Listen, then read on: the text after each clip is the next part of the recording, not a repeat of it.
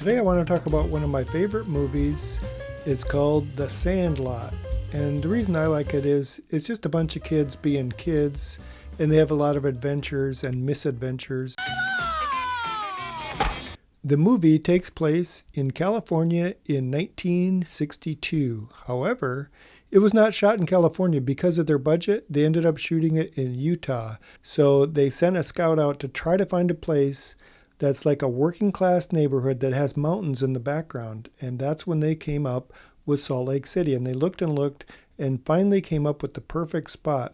And you know, in the movie, there's a big tree with a tree house. That wasn't there. There's also the house with the neighbor who they thought was such a mean, bad guy with the big, bad dog. That house they had to put in too. So they did have to do a little bit of work. But now, all these years later, that vacant lot is still there. And if you want to go out on a little trip out there, you can see the vacant lot where they played Sandlot. It's still there.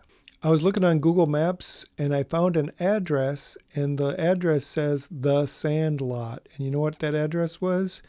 It was 1392 Glen Rose Drive South. However, I also found that if you put in 118 Navajo Street, Salt Lake City, that's also very, very close to The Sandlot. I did a little bit of research too, and I found out about the swimming pool scene. The swimming pool that's supposed to be in those kids' neighborhood is actually way up the road at a different town. It's in Ogden, Utah.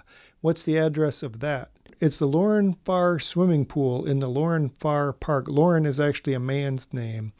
And what's the address? 1691 Gramercy Avenue, Ogden, Utah. So if you want to plan yourself a Sandlot trip, go on out to Utah. That's the address that you're going to have to find to get to the swimming pool. I like the movie because they had a great cast. All these characters were very well developed, and the kids did a really good job acting. You play ball like a girl! So the kids had a lot of fun doing this movie, and now many years have passed, and you know what? These guys gather for reunions in Salt Lake City. So I saw some stuff on the internet where, you know, they came back as adults. They're not little kids anymore, but they put on baseball uniforms. And in Salt Lake City, there's a minor league team called the Bees. So they were at this little stadium with all the uniforms on, and the crowd just loved them. And they had things for them to autograph. And they had bobbleheads of the different guys. It was just a lot of fun. And one really interesting thing is the actor that played Squints, his name is Chauncey Lepardi. He has very good eyesight, doesn't need glasses. But when they have those reunions, he's wearing those thick black glasses, and he puts his baseball hat on backwards. So when you first glance, you know, oh yeah, that's him, that's Squints. So that was kind of funny.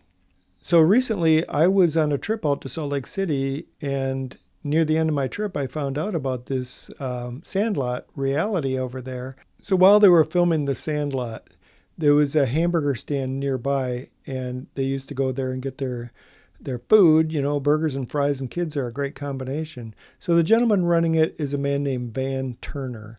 And I was in Salt Lake City recently, and I met up with him and asked him a few questions about it. He was very happy to show me two big books of memorabilia and snapshots and all kinds of stuff, like scrapbooks. And I went through them and looked at them and had a good time. And I'm here eating some cheese curds and fried mozzarella sticks. And the gentleman that runs this establishment was very involved behind the scenes. Oh, the name of his little hamburger place is called the Hook and Ladder Company, and it's located at 1313 California Avenue. This is just a few blocks from where they actually were filming on Navajo Street, like maybe 3 or 4 blocks. So he really loves it, and next door to the hamburger stand, he has a little shop that's a florist and gift shop, and we went in there. There's a bunch of glass cases of memorabilia, and he told me a little bit about his experiences with the kids. Signed that one. Gia flyers signed by the actors, 25th anniversary shirt, a lineup of the way they were in the original dugout as kids. That wasn't my ball! Dad's father gave it to him. Babe Ruth signed that ball.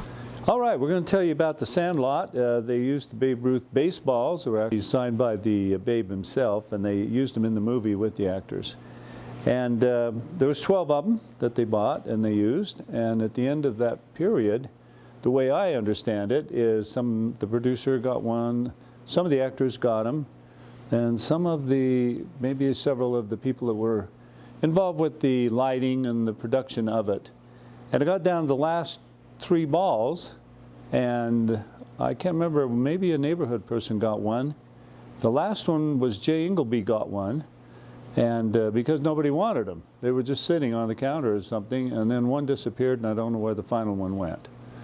So that's the story of the baseballs. Behind his gift shop, he made like a little replica of the stadium with backdrops and a bunch of stuff. And then there's a shed that has the sayings painted on the shed. And you know some of those lines like, "You're killing me, Smalls."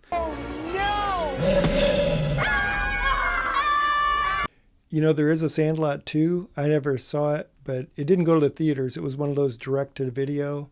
So I don't have anything to say about that. And also, I found out that there's also a prequel, but it's just in the project phases. So I don't know if that will ever make it out to the public. But isn't that interesting? A prequel? What were these kids doing before The Sandlot? The writer of the story was interviewed a few years ago, and he was telling more about the origins of the story. So the writer is David Mickey Evans, and his younger brother is Scott. It took place in reality in 1972, but when they made the movie, they decided to put the setting in 1962, so that's 10 years different. And the story did happen about a kid jumping over the fence to get a baseball. So what happened was they moved into a new neighborhood. They started playing baseball with the neighborhood kids, and those neighborhood kids were playing, and a baseball got hit over the fence.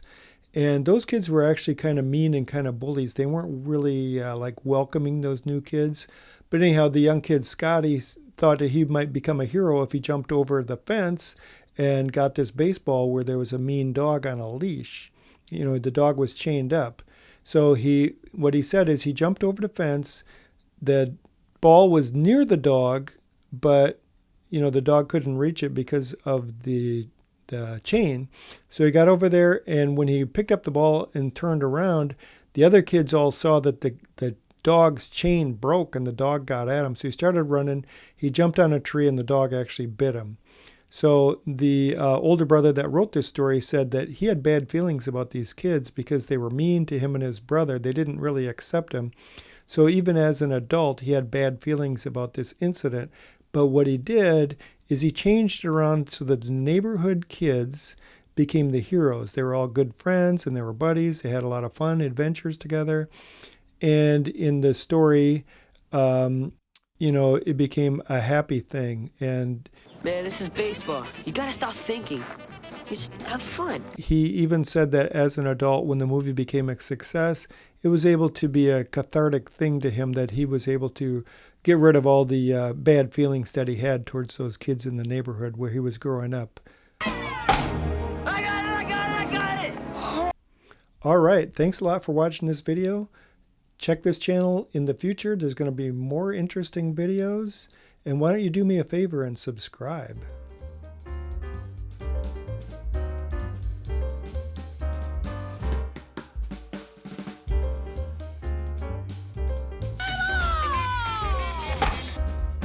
You play ball like a girl!